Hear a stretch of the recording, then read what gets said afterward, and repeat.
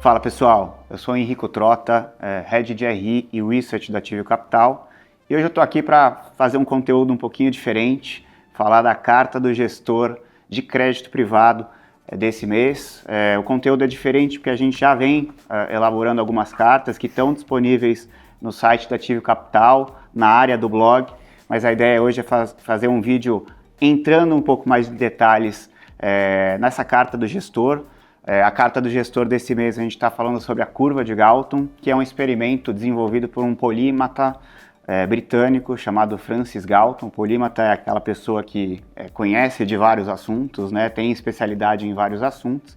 E basicamente a curva de Galton é um experimento em que você tem uma tábua com vários pontos, vários feixes paralelos, e você basicamente distribui essas bolinhas de chumbo nesses feixes, e à medida que você vai distribuindo essas bolinhas de chumbo na tábua, né, nessa tábua que ficou conhecida também como tábua de Galton, você acaba formando uma curva de sino muito parecido com uma distribuição normal, né? E qual que é a ideia, né? Por que a gente está falando da curva de Galton, desse experimento de Galton para relacionar com o mercado de crédito privado? Hoje eu estou aqui com o José Ávila, que faz parte do nosso time de crédito high grade. Ele ajudou aqui na elaboração do material, né, na análise que a gente apresenta na nossa carta. E aí, Ávila, queria te perguntar, né, por que a gente usou aqui a referência da curva de Galton para falar do mercado de crédito privado, especialmente quando a gente analisa o que aconteceu ao longo de 2024? Obrigado, Henrico. Acho que obrigado pela introdução aí. É um prazer estar aqui para falar sobre o relatório, e acho que a ideia assim, do relatório foi que fazer um paralelo com o mercado de crédito ano passado, né? O mercado de crédito ano passado foi muito favorável, depois vocês podem ver, teve uma captação líquida muito grande para os fundos, e esse driver de mercado simplesmente levou uma compressão dos spreads. Era simplesmente estar alocado que o retorno ia aparecer e o fundo ia performar bem. Tá? Então a gente vê como o mercado no passado muito parecido com esse experimento de Galton. Acho até a ideia, né, da gente ter feito a referência com a curva de Galton era falar que, olhando para o ano passado, os retornos da indústria acabaram sendo muito normalizados, né? E você teve, logicamente, uma migração de fluxo muito importante, vindo dos fundos multimercado, dos fundos de renda variável, né, para os fundos de crédito privado.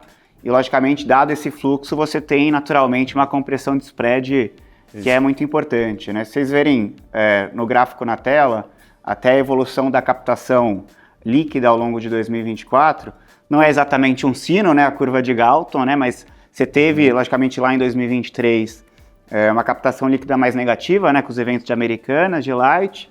Aí, de fato, você tem uma migração aqui dos fluxos de multimercado e renda variável para o crédito privado, você volta a ter uma captação líquida positiva. Mas no final do ano passado a gente também teve uma captação líquida negativa novamente, depois de vários meses e trimestres aí de captação positiva. Se você pudesse comentar um pouquinho o que aconteceu no final do ano passado, para entrar aqui nessa captação líquida negativa, que a gente não via há algum tempo aqui para o mercado de crédito privado. Se você pudesse também comentar um pouco o que aconteceu com os incentivados, né? A gente teve algumas mudanças importantes no começo do ano passado, nos lastros, né, de alguns papéis, né, de CRI, CRA, e aí eu queria que você comentasse como que isso impactou os papéis incentivados ao longo do ano passado também. Tá, legal. Só para complementar, eu acho que ano passado, quando a gente usou um jargão de mercado, foi um ano muito de beta, né? O que é o que é beta que a gente fala no jargão de mercado? É simplesmente você estar alocado em relação ao que está acontecendo no mercado. Você não precisa muito, não tem muita gestão ativa, é muita gestão passiva. Então acho que esse foi um ano, 2024 foi muito um ano de beta, como a gente vê aqui, né? E como a gente comentou, que vai aparecer aí no gráfico para vocês, foi um ano de captação líquida muito positiva. Só no final do ano, ali no último trimestre, com receios fiscais em relação à saúde fiscal do país, né? Aí você teve um certo estresse de mercado, uma abertura aí das Bs, né, da taxa de juros real. Isso levou a uma retração na captação e resgates líquidos negativos ali no final do ano, que a gente já viu uma normalização ali no começo de 25, né, esse fluxo voltando e revertendo, e os spreads voltando a fechar ali no começo de 25, né.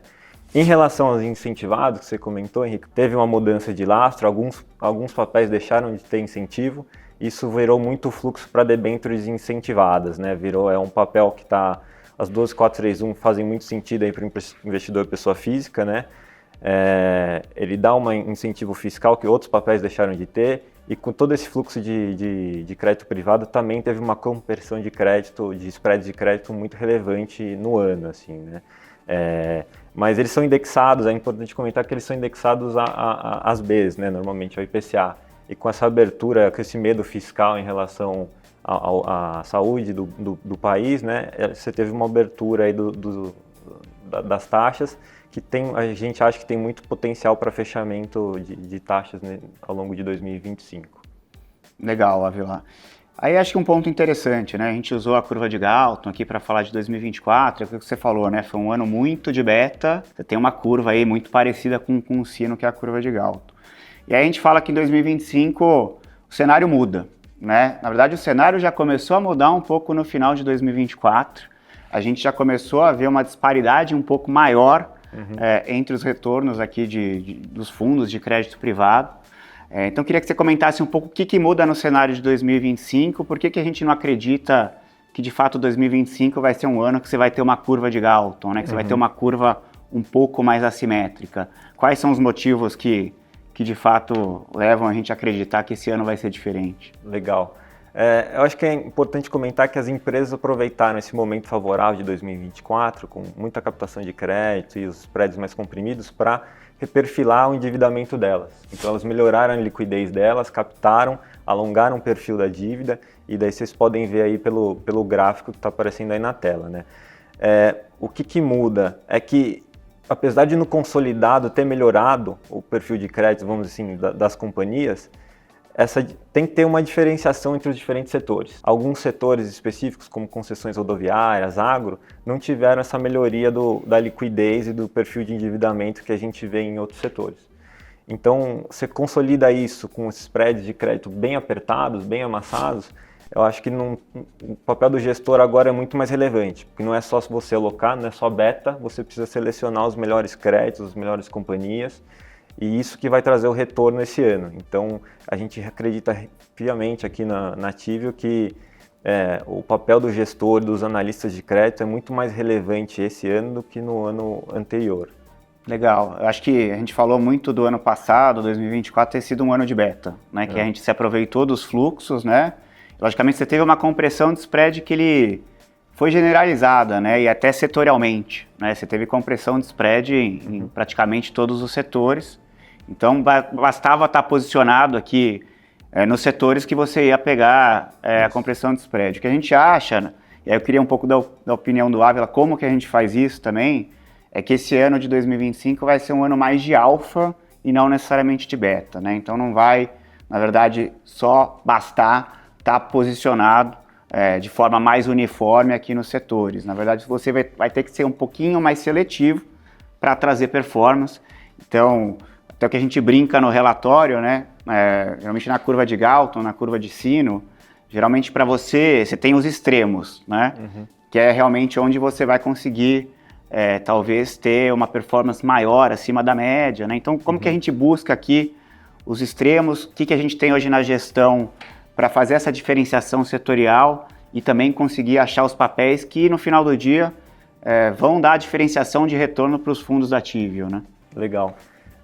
Eu acho que no crédito, como você falou, assim, os extremos são muito importantes para o crédito, porque se você errar, normalmente o retorno dos fundos está muito relacionado aos extremos. Então, você tem um cenário que, se você está alocado em Americanas, spot Americanas, isso vai responder por a maior parte do retorno do seu fundo, né?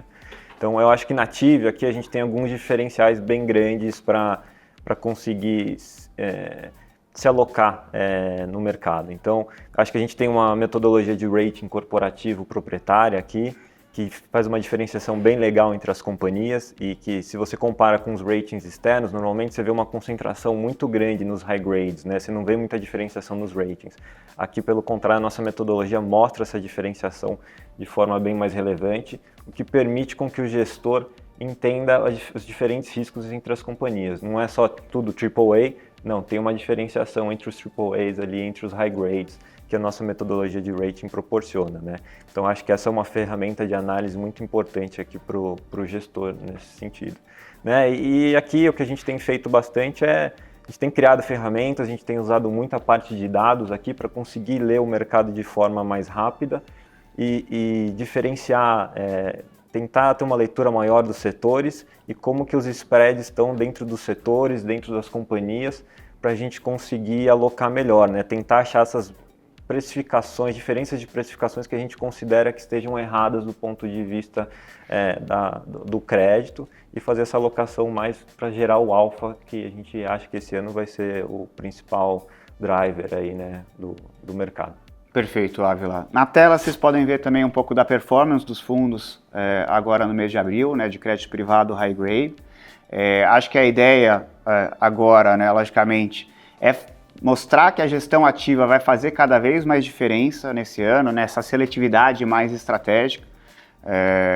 E de fato aqui na Ativio Capital a gente quer sair um pouco dessa média que foi um pouco o padrão da indústria ao longo do ano passado, né? Então, queria agradecer o Ávila aqui pela participação. A ideia é a gente fazer esses conteúdos agora mais recorrentemente, né, mensalmente. Hoje a gente está aqui com o Ávila do time de crédito high grade. E, logicamente, quer saber um pouquinho mais? Acesse o site da Ativio Capital, na área destinada ao blog. Lá você tem todos os conteúdos de research e a carta de crédito privado de high grade desse mês. E não se esqueça de se inscrever nas redes sociais da Ativio Capital, nos siga no Instagram, no LinkedIn. E fique atento aí para as novidades e os próximos conteúdos nas nossas redes. Até a próxima!